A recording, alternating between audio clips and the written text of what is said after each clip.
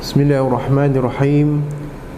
Assalamualaikum warahmatullahi wabarakatuh. Waalaikumsalam warahmatullahi wabarakatuh. Alhamdulillahi ala ihsanih wa syukru lahu ala taufiqihi wa amtinanih. Asyhadu an la ilaha illallah wahdahu la syarika lah ta'ziman li sya'nih. Wa asyhadu anna Muhammadan abduhu wa rasuluhu ad-da'i ila ridwanih. Allahumma salli wa sallim ala nabiyyina Muhammadin sallallahu alaihi wasallam wa ala alihi wa ashabihi wa ikhwanihi. Qala Allah ta'ala fi kitabihil karim, a'udzu billahi minasy syaithanir rajim. Yarfa'illahu alladhina amanu minkum walladhina utul ilma darajat. Para ikhwah dan akhwat, a'azzani Allah wa iyyakum. Alhamdulillah, Allah Subhanahu wa taala memberikan kepada kita kesehatan dan kesempatan sehingga kita bisa bermuajahah kembali untuk bertolabul ilmi. Kita senantiasa memuji dan bersyukur kepada Allah Azza wa Jalla yang begitu baik kepada kita semuanya.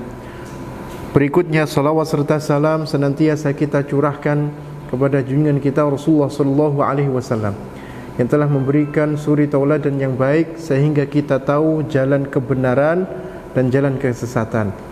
Para ikhwah rahimani wa rahimakumullah, alhamdulillah judul kita pada malam hari ini sesuai dengan janji saya, yakni kita akan jelaskan juga setelah kita jelaskan amalan-amalan yang bisa menghapuskan pahala dan keislaman.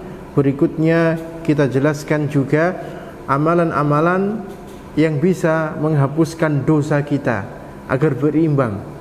Jangan jamaah itu ditakut-takutin, tapi juga diberikan kabar gembira. Ada beberapa amalan yang bisa menghapuskan dosa kita. Dan di antara yang dicari manusia itu apa? Kebahagiaan. Semua orang pasti mencari kebahagiaan, tidak ada yang tidak.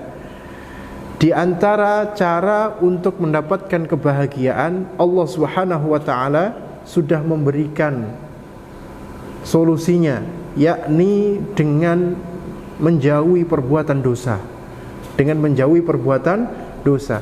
Banyak sekali ayat-ayat di Quran. Kalau saya sebutkan satu persatu, dosa ini yang menyebabkan manusia tidak bahagia. Di antaranya surat Toha ayat 124. Wa man a'rada 'an dzikri fa inna lahu ma'isyatan dhanka wa nahsyuruhu yaumal qiyamati a'ma. Siapa yang lari dari peringatanku, kata Allah, kami berikan kehidupan yang sempit. Artinya dia enggak akan bahagia.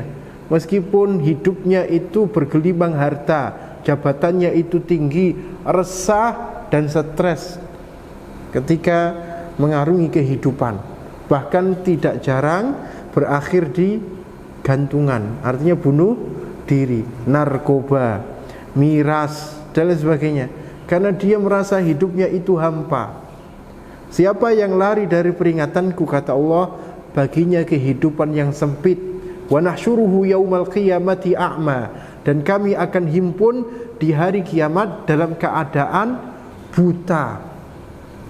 Dan termasuk hikmah Allah, manusia itu Allah takdirkan mesti mempunyai dosa. Mesti mempunyai dosa.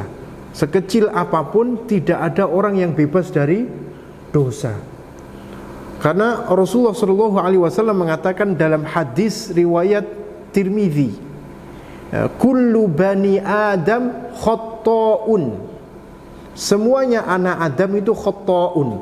Khata' itu bentuk dalam ilmu sharaf sighat mubalaghah dari khata'un. Kalau khata'un salah, kalau khata'un ada tasydidnya, artinya suka berbuat salah. Dan kalau wong Jawa kan menungso itu menes-menes kaken dosa. Menurut saya dik berbuat dosa itu menungso. Kalau singkatannya orang Jawa, kullu bani Adam khata'. Semuanya anak Adam itu suka berbuat dosa. Wajar tempatnya melakukan dosa. Wa khairu khatta'in tawwabun, dan sebaik-baik orang yang melakukan dosa adalah orang yang bertaubat. Dalam hadis riwayat Muslim, Rasulullah mengatakan, laulam tudhnibu, seandainya kalian itu tidak melakukan perbuatan dosa, semuanya baik, enggak punya dosa, la dhahaballahu bikum, Allah akan mengganti kalian dengan umat yang baru. La dhahaballahu bikum, dihilangkan, diganti. Wala jaa biqaumin yudhnibun, ganti dengan kaum yang dia itu berbuat dosa. Fayastaghfirunallaha fayaghfiru lahum. Kemudian kaum itu meminta ampun kepada Allah, Allah mengampuninya. Wajar. Maka semuanya dosa para ikhwah itu ada hitungannya. Ada hitungannya. Ketika turun surat An-Nisa ayat 123, asbabun nuzulnya, ketika turun surat An-Nisa ayat 123, bunyinya adalah laisa bi amaniyikum wala amaniyyi ahlil kitab. Perkara pahala itu bukan angan-angan kalian, bukan juga angan-angan ahlul kitab. May ya'mal su'ay yujza bih, barang siapa yang melakukan kejelekan Allah akan balas. Wala yajid lahu min dunillahi waliyyan wala nasira, dan dia tidak akan mendapatkan pelindung serta penolong selain Allah. Ketika turun ayat ini, Abu Bakar As-Siddiq, yang Abu Bakar itu dikatakan Nabi Abu Bakar fil jannah, Abu Bakar itu sudah dijamin masuk surga. Kemudian Umar fil jannah, Uthman fil jannah, Ali fil jannah, Talha fil jannah, Abdurrahman bin Auf fil jannah. Ada 10 sahabat yang dijamin oleh Rasulullah SAW diberi kabar gembira dengan surga. Seluruhnya sahabat masuk surga, tapi yang diberikan kabar gembira awal-awal ini 10 sahabat.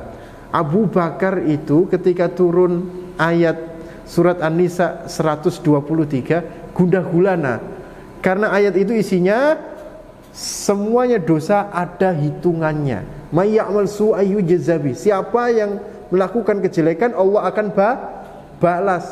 Sehingga Abu Bakar berkeluh kesah kepada Rasulullah, ya Rasulullah, wahai Rasulullah, inna lanujaza bikulli su'in na'malu, apakah kita semuanya akan dibalas oleh Allah terhadap perbuatan kejelekan meskipun sedikit yang kita lakukan?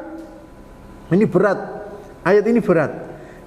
Kalau dibalas oleh Allah meskipun sedikit sebesar dzarrah, nanti disiksa, misalkan, kira-kira ada yang selamat tidak? Ada yang selamat dari dosa tidak? Tidak ada. Maka Abu Bakar ini sudah gundah gulana mengadu kepada Rasulullah. Rasulullah memberikan sebuah kabar gembira, ikhwah. Alasta tansab, alasta tahzan, bukankah engkau di dunia mengalami keletihan? Siapa yang tidak letih hidup di dunia? Kerja, pulang, berangkat pagi, pulang petang, pinggang, penat, penghasilan masih pas-pasan, capek semuanya. Dan Allah Subhanahu wa taala mengatakan laqad khalaqnal insana fi kabad. Manusia itu diciptakan memang penuh dengan capek, letih, ya. Maksudnya di dunia enggak ada yang tidak capek. Seluruhnya mengalami capek. Alasta tansab, alasta tahzan, bukankah engkau mengalami sedih? Alasta tusibukal la'wa, bukankah engkau juga tertimpa musibah? Fadzalika ma tujzauna bih, itu balasannya. Artinya kalau dosa kecil itu secara otomatis terhapus lewat letih, capek, penat, sedih, dengan catatan sabar. Kalau nggak sabar setiap hari ngomong elek, misalkan pas capek ngomongnya bakso, soto, elek-elek begitu, ya itu bukan pelebur dosa. Catatannya dia sabar, sudah tidak banyak berkeluh kesah, sabar. Itu pelebur dosa. Setelah diberitahu oleh Rasulullah seperti itu, Abu Bakar lega. Ada beberapa amalan para ikhwah sekalian yang bisa meleburkan dosa kita. Dan ini yang kita cari, karena cita-cita seorang muslim itu adalah masuk surga. Kalau dia masuk surga, sudah pasti dosa-dosanya diampuni. Dan cita-cita yang lebih tinggi dari itu tidak ada. Surat Ali Imran Allah berfirman ayat 185, "Faman zuhziha 'anil nar wa udkhilal jannata faqad faz." Barang siapa yang Allah Subhanahu wa taala selamatkan dari neraka, wa udkhilal jannata, dan masukkan ke dalam surga, faqad faz, maka dia itu orang yang beruntung. Beberapa amalan yang bisa menghapus dosa yang kita harus lakukan. Satu, yakni beriman dan beramal soleh. Yang pertama, beriman dan beramal soleh. Beriman dan beramal soleh melebur dosa-dosa kita kalau imannya sungguh-sungguh, kalau imannya konsisten, serta dia itu orang yang berbuat baik. Allah berfirman dalam surat Al-Ankabut ayat 7, "Walladzina amanu wa 'amilus shalihat," dan orang-orang yang beriman dan beramal soleh, "lanukaffiranna 'anhum sayyi'atihim," sungguh kami akan hapus dosa-dosa mereka. "Walanajziyannahum," pakai sungguh di sini Allah berjanji, "walanajziyannahum bi ahsanil ladzi kanu ya'malun," dan kami akan balas mereka dengan yang lebih baik dari yang mereka lakukan. Allah balas dengan yang lebih baik. Jadi ada seseorang yang dia itu masuk Islam, termasuk juga ayat ini melebur dosa-dosanya. Seseorang yang masuk Islam itu tidak sama seperti bayi yang baru lahir. Tidak. Kalau bayi yang baru lahir itu kan tidak ditulis dosanya, pahalanya juga belum dicatat, masih kertas kosong, sampai dia balik baru dicatat. Nah, orang yang masuk Islam, dosanya dileburkan oleh Allah Subhanahu wa taala. Amalnya sebelum Islam yang sebelumnya tidak dicatat. Jadi dia untung. Nah itu, untung dia. Untung. Karena itu nikmat Islam, nikmat yang luar biasa. Allah mengatakan beriman dan beramal soleh. Ada seorang Arab Badui dalam hadis riwayat Ahmad. Seorang Arab Badui ini naik unta, kendaraan. Kemudian dia menemui Rasulullah dan para sahabatnya. Tanya kepada Rasulullah dan sahabatnya, gimana cara masuk Islam? Gimana cara masuk Islam? Kemudian Nabi menjelaskan bahwa engkau bersyahadat. Setelah itu dia dijelaskan tentang rukun Islam. Apa saja rukun Islam itu? Salat, puasa, zakat, haji. Kemudian orang itu mengatakan, aqrartu, aku berikrar, bersaksi apa yang engkau katakan itu siap melaksanakan. Setelah itu dia naik ontanya. Baru beberapa langkah ontanya itu terperosok dan dia jatuh dari atas onta. Qadarullah, mati. Dalam mati. Dan Rasulullah mengatakan orang ini termasuk amalnya sedikit tapi pahalanya banyak. Amalnya sedikit, dia baru masuk Islam, kemudian setelah itu mati. Orang ini amalnya sedikit tapi pahalanya banyak. Yang kita cari seperti itu. Masya Allah, luar biasa. Pernah dengar kisah Usairim bin dari Bani Asyal? Pernah? Usairim, masyhur kisah Usairim itu. Usairim ini masuk Islamnya pas perang Uhud. Sebelumnya dia itu memusuhi Rasulullah, musuhi terus, paling getol. Nah ketika perang Uhud, Usairim ini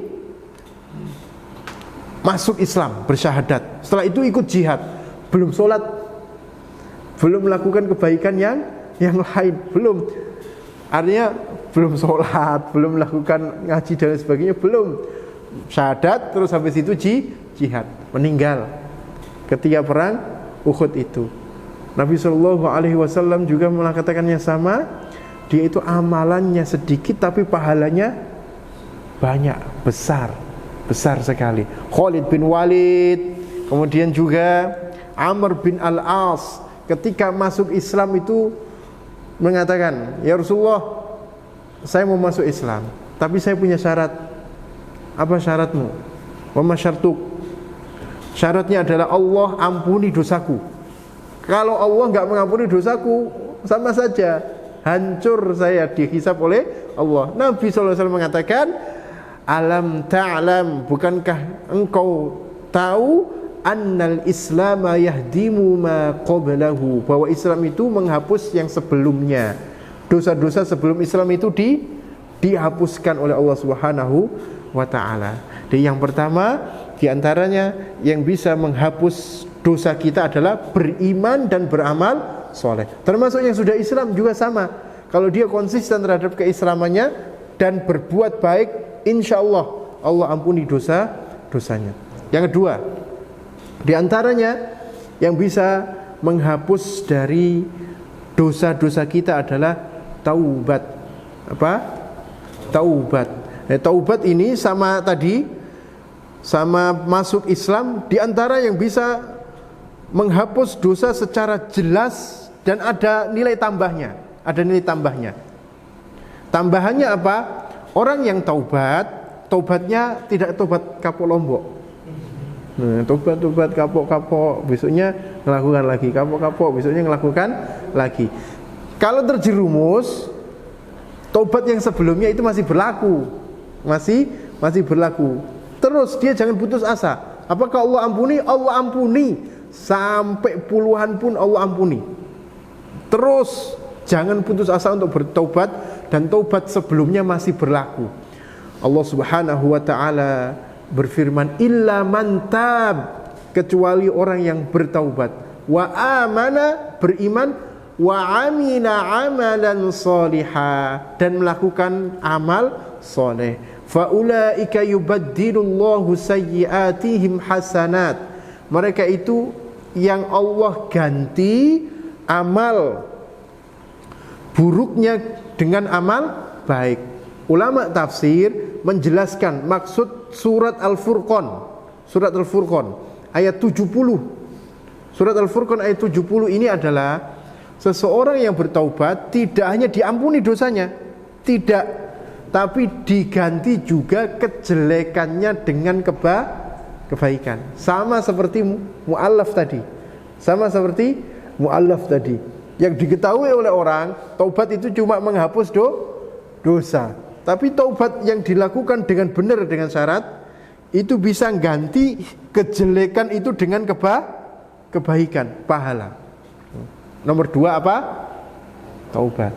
Yang ketiga, di antara yang bisa menghapus dosa-dosa kita adalah bersabar dan beramal soleh. Allah Subhanahu wa taala berfirman di dalam surat Hud ayat 11, "Illal ladzina sabaru wa 'amilus shalihat", kecuali orang-orang yang sabar dan beramal soleh, ulaika lahum maghfiratu wa ajrun kabir, mereka mendapatkan ampunan dan pahala yang banyak. Sabar ada 3. Sebagaimana dijelaskan oleh para ulama. Yang pertama, sabar dalam ketaatan, sabar di dalam perintah Allah. Yang kedua, sabar di dalam maksiat, menjauhi larangan Allah. Yang ketiga, sabar menerima takdir buruk atau cobaan dari Allah. Saya tanya ikhwah sekalian, yang berat yang mana ketika sabar ini? Ada yang jawab maksiat, ada yang jawab lagi takdir buruk. Yang perintah enggak berat ya? Masya Allah, soleh semuanya ini ya. Soleh semuanya ini. Ya, para ulama menjelaskan Sabar kalau dilihat dari upaya untuk bersabar, perbuatannya yang berat, sabar di dalam ketaatan kepada Allah. Kalau dilihat dari upayanya, perbuatannya untuk bersabar. Kenapa? Karena dibutuhkan dua upaya. Yang pertama, menahan diri. Karena taat itu butuh menahan diri, tidak? Butuh adzan subuh, hayya 'alas shalah,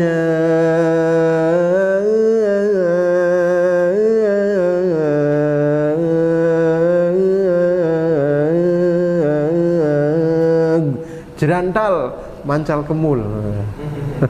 Jerantal tapi mancal kemul. Orang sabar, berarti dia tidak sabar di dalam menahan ngantuk. Dia enggak sabar. Azan zuhur jerantal ke warung. Nah, makanya kalau as-salatu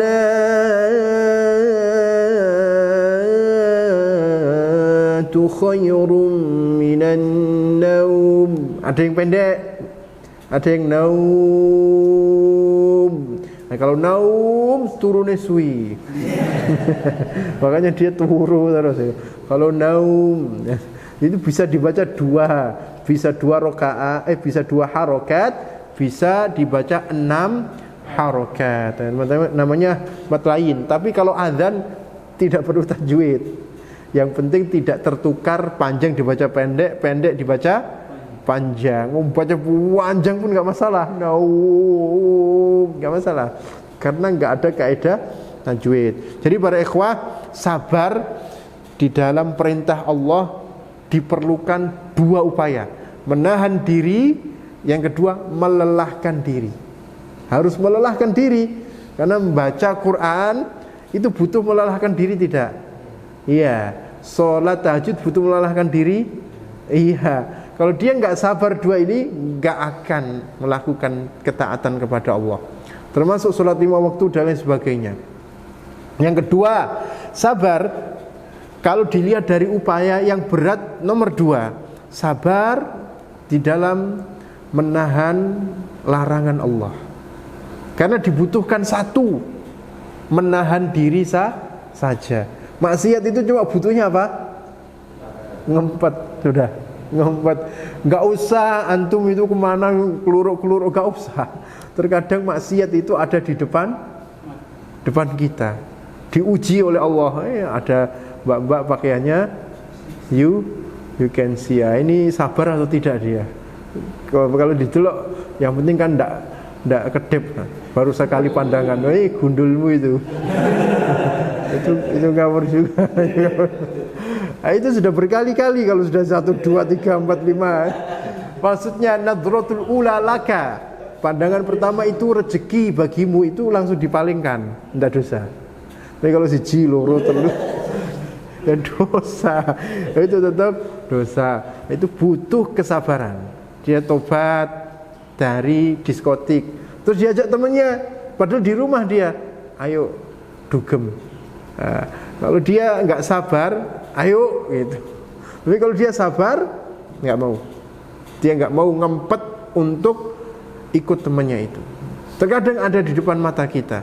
Yang ketiga, sabar kalau dilihat dari upaya yang berat, justru sabar mendapatkan cobaan dari Allah. Kenapa?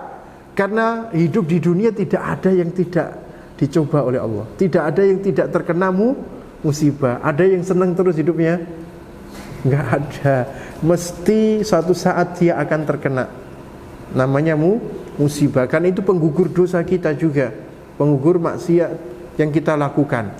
Yang dibutuhkan orang yang kena musibah cuma 1, sabar itu saja. Senang gak senang, dia mau tidak mau pasti akan terkena musibah. Itu sabar dilihat dari upaya. Sedangkan sabar kalau dilihat dari kemampuan orang itu untuk bersabar. Jadi yang kedua, ada sabar dilihat dari kemampuan orang itu untuk bersabar. Jawabannya relatif. Relatif. Para ulama menjelaskan relatif.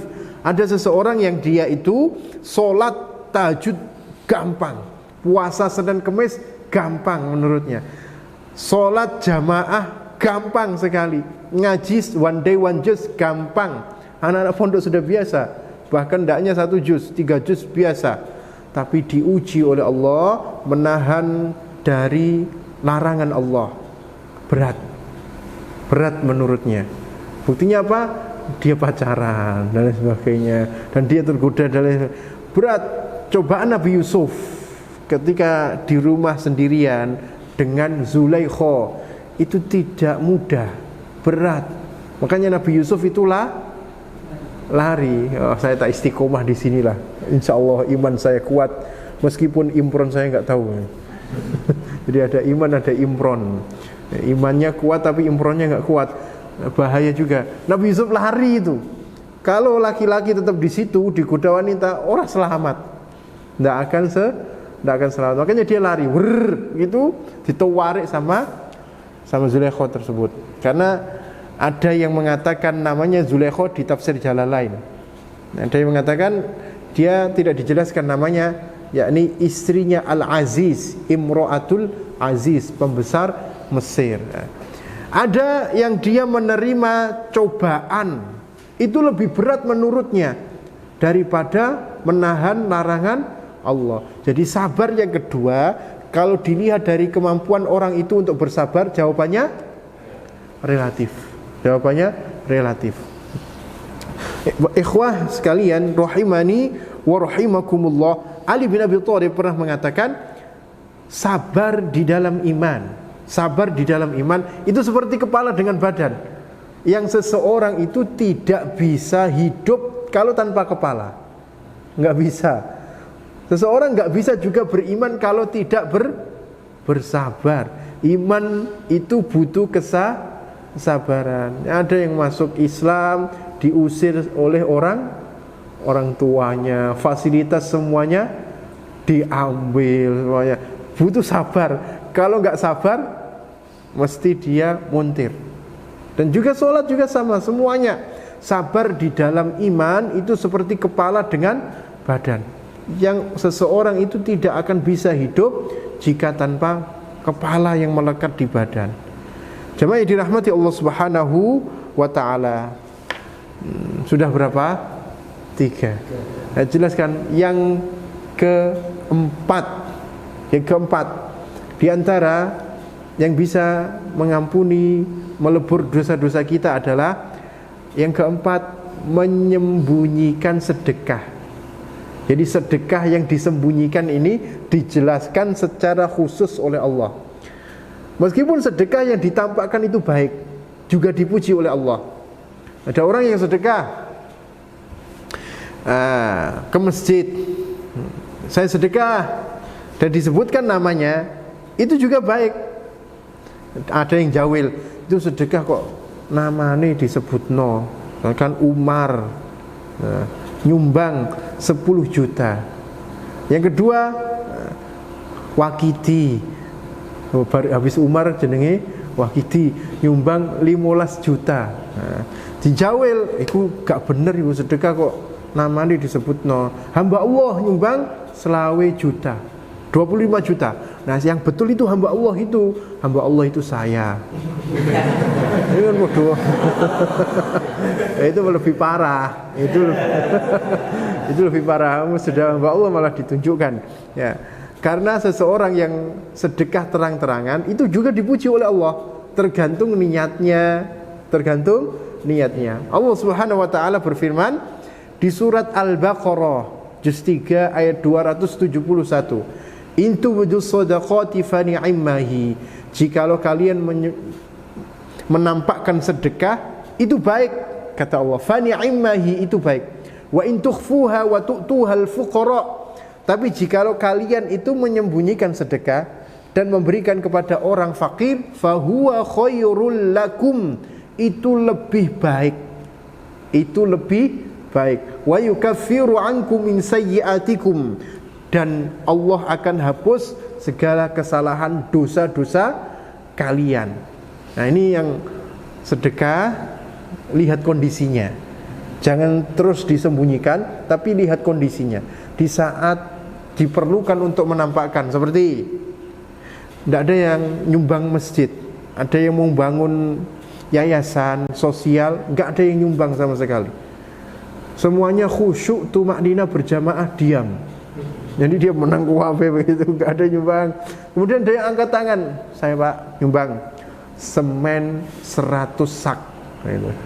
Kemudian ada lagi yang ngacung, gara-gara yang satu ngacung, satunya ngacung, saya nyumbang keramik berapa, saya nyumbang lagi batu bata berapa. Akhirnya banyak yang ikut, maka dia mendapatkan kebaikan pahala orang yang mengikutinya, dan itu baik. Allah Subhanahu wa taala menjelaskan di dalam surat Al-Baqarah 271. Jadi sedekah itu tergantung konteksnya. Kalau sedekah sunnah lebih baik disembunyikan.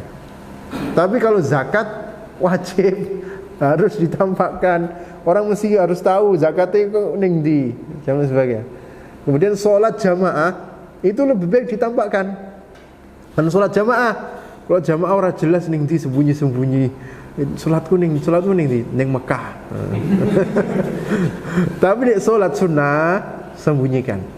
Sholat tahajud sembunyikan. Amalnya disembunyikan. Sholat tahajud itu di mana? Di sana, Tegal. Tapi mau sholat tahajud ora. Ya, sebab yang dirahmati Allah Subhanahu wa taala. Ya. Rasulullah sallallahu alaihi wasallam bersabda dalam hadis riwayat Bukhari, "As-shadaqatu la tutfi'u ghadaba rabbi wa tadfa'u mitatasu." Sedekah itu bisa memadamkan kemurkaan Allah Subhanahu wa taala dan menghindarkan dari meninggal su'ul khotimah. Su'ul khotimah itu diantara fadilah sedekah. Sedekah itu luar biasa, sampai masyhur ada kisah yang diceritakan oleh sahabat Ibnu Mas'ud dalam hadis sahih riwayat Ibnu Abi Syaibah. Ada seorang ahli ibadah yang bangun tempat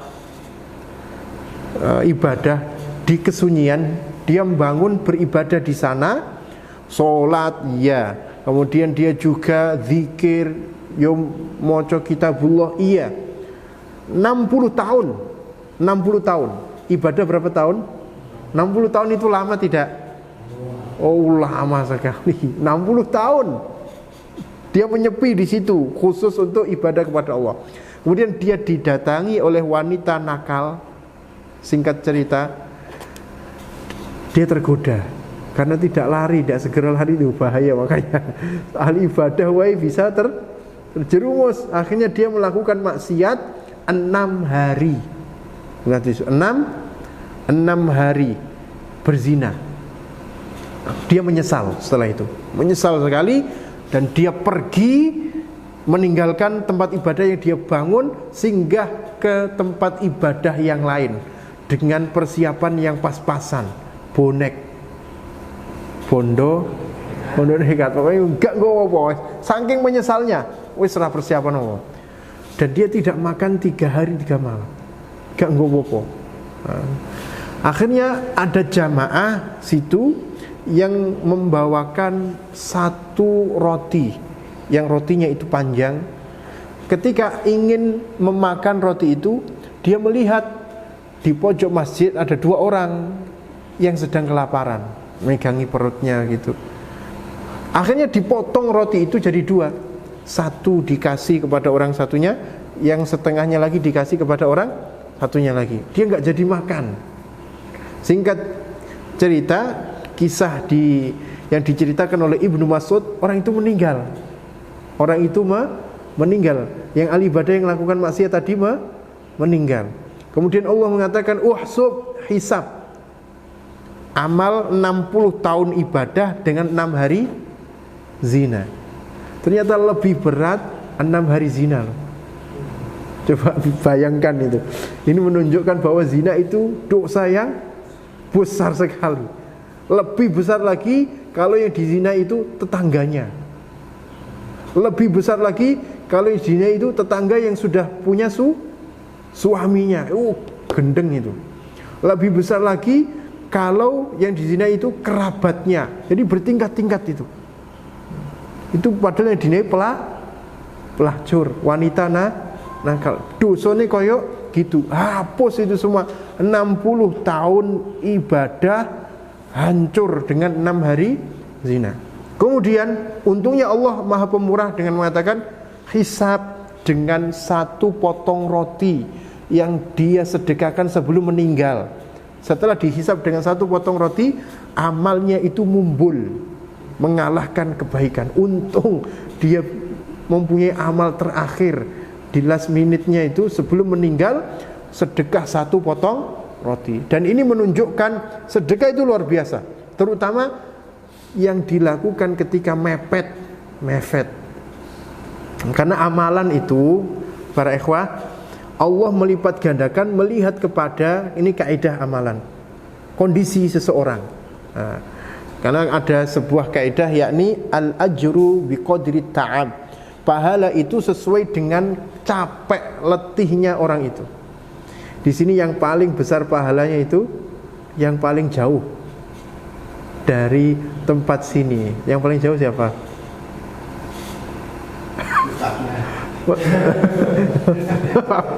Mas Soyan di mana namanya Mas Soyan? Saya Jawa Barat. Oh ya. Kalau dari Jawa Barat ke sini ya iya. Dari Jogja. Wah, ini pada yang melakukan perjalanan dari sini yang paling jauh itulah yang terbanyak. Ya, apalagi jalan kaki saya, wah. Itu lebih banyak lagi. Karena pahala sesuai dengan kadar capek. Orang itu sedekah remeh 1 potong roti dan dia butuh roti itu. Dia butuh sekali, tapi dia dahulukan orang lain. Udah, kamu makan. Tawakal kepada Allah, hanya dia meninggal. Allah ridho kepada amal itu, Allah lipat gandakan pahala. Menunjukkan sedekah itu menghapus dosa. Sedekah itu menghapus dosa. Nah, sudah berapa? 4. Yang kelima, yang terakhir sudah kita catat, rumuskan. Yang kelima yakni di antara yang bisa menghapus dosa-dosa kita, ittiba' Rasul. Cinta kepada Allah dan ittiba' Rasul. Allah berfirman di surat Ali Imran ayat 31. Ini terakhir, yang kelima, saya jelaskan 5.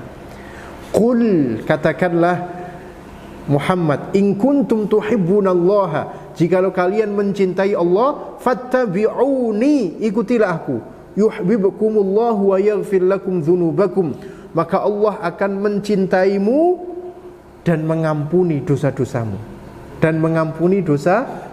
Artinya ittiba' Rasul yang kita lakukan itu bisa membuat Allah Subhanahu wa taala meleburkan dosa-dosa kita. Dan perhatikan para ikhwah, amalan itu dikatakan ittiba' kepada Rasul. Antum harus cermat ketika sesuai dengan 6 prinsip. Yang pertama, sesuai dengan sababuhu, sebabnya. Dilihat sebabnya itu apa? Melakukan amal. Contohnya, masuk masjid, salat apa? Tahiyatul masjid. Ketika kemarau, salat apa? Istisqa. Ketika bingung milih si A atau si B atau si C, pekerjaan ini atau itu, salat apa? Istikharah. Ini semua ada sebabnya dan boleh. Tapi kalau sebabnya itu dibuat-buat, ya tidak boleh. Contohnya masuk pendopo, tahiyatul pendopo. Boleh ya. Alasannya, sholat kok dilarang? Bukan sholatnya, tapi sebabnya engkau sholat itu yang tidak boleh. Kalau sholat sunnah boleh, tapi kalau tahiyatul pendopo tidak boleh. Atau ketika musim kemarau ngundang pawang udan, ya sudah benar itu. Ngundang pawang udan itu sebabnya harus jelas. Yang kedua, jinsuhu, jenisnya. Ini nanti mau kurban. Dan kurban itu jenisnya unta, sapi, kambing atau yang sejenis dengannya. Mau kambing gibas, mau kambing gembel, kibas gembel padha wae. Kambing etawa boleh, kambing biri-biri boleh, asalkan jenisnya sama. Atau yang sejenis dengan sapi apa? Kerbau. Kerbau para ulama mengatakan boleh, kerbau. Yang tidak boleh kuda. Meskipun kuda itu lebih mahal, karena tidak didapatkan Nabi dan para sahabat itu kurbannya kuda. Kuda secara jelas, secara eksplisit nggak ada sama sekali. Apalagi tambahin nil, nah itu malah nggak boleh. Nah, apalagi kurban ibu-ibu ke masjid, para akhwat, saya kurban Pak Takmir, kurban apa? Kurban perasaan, itu malah nggak boleh. Yang ketiga, harus sesuai dengan, yakni adaduhu, jumlahnya harus sesuai. Rokaat sholat, rokaat wudu itu sudah ditentukan sebenarnya. Wudu itu paling banyak berapa? 3. Kalau lebih dari 3 makruh. Apalagi 17 itu. Itu bukan wudu tapi adus. Borosan. Paling banyak 3 wudu. 1 boleh, 2 boleh, 3 enggak, 3 paling banyak dan sempurna, paling sempurna. Lebih dari itu makruh. Jumlahnya zikir sudah ditentukan. Kalau jumlahnya itu tidak dibatasi, luas, jangan membatasi. Demikian juga kalau jumlahnya itu dibatasi, jangan meluaskan. Contohnya zikir astaghfirullah atau la ilaha illallah wahdahu la syarikalah lahul mulku wa lahul hamdu wa huwa ala kulli syai'in qadir. Itu sebanyak-banyaknya enggak apa-apa. Enggak ada yang batasi 11.111 kali. Nah, itu ada rumusnya begitu. Yang pertama, lakukan dengan tanpa bernafas. Yang kedua, setengah nafas. Baru yang pertama aja sudah innalillahi wa inna ilaihi rajiun. Itu ada-ada saja. Amalannya seperti itu kita perlu kritis. Tanyakan, adakah dalilnya? Kalau kita ditanya, adakah dalilnya begitu sama dia? Ya keliru. Karena ibadah itu asalnya apa? Haram. Haram. Justru kita tanya, adakah dalil yang membolehkan? Adakah dalil yang membolehkan? Kalau dia tanya, adakah dalil yang melarang? Ya ora ono. Karena dalilnya yang melarang itu, para ikhwah, ibadah itu asalnya haram tadi. Harusnya kita tanya, adakah yang membolehkan dalilnya? Karena asalnya haram ibadah. Sampai ada dalil yang membolehkan. Yang keempat harus sesuai dengan kaifiyatuhu, caranya sholat jelas, caranya wudu jelas. Kalau dibolak-balik ya nggak boleh. Caranya haji sudah ditentukan urut-urutannya. Nah, kemudian caranya mandi junub jelas. Kalau sholat diawali dari salam, diakhiri dengan takbir, ya nggak boleh. Dibolak-balik seperti itu. Kemudian wudu diawali dengan cuci kaki, diakhiri dengan kumur-kumur. Ya nggak boleh dibolak-balik seperti itu. Yang kelima, sesuai dengan waktu sholat, waktunya sudah jelas, sudah ditentukan. Kok buat aturan sendiri, tidak mau sholat subuh kecuali jam 9. Saya tak sholat subuh jam 9. Ini madhab baru. Sah atau tidak sholatnya? Itu tidak sah, karena itu dia sengaja.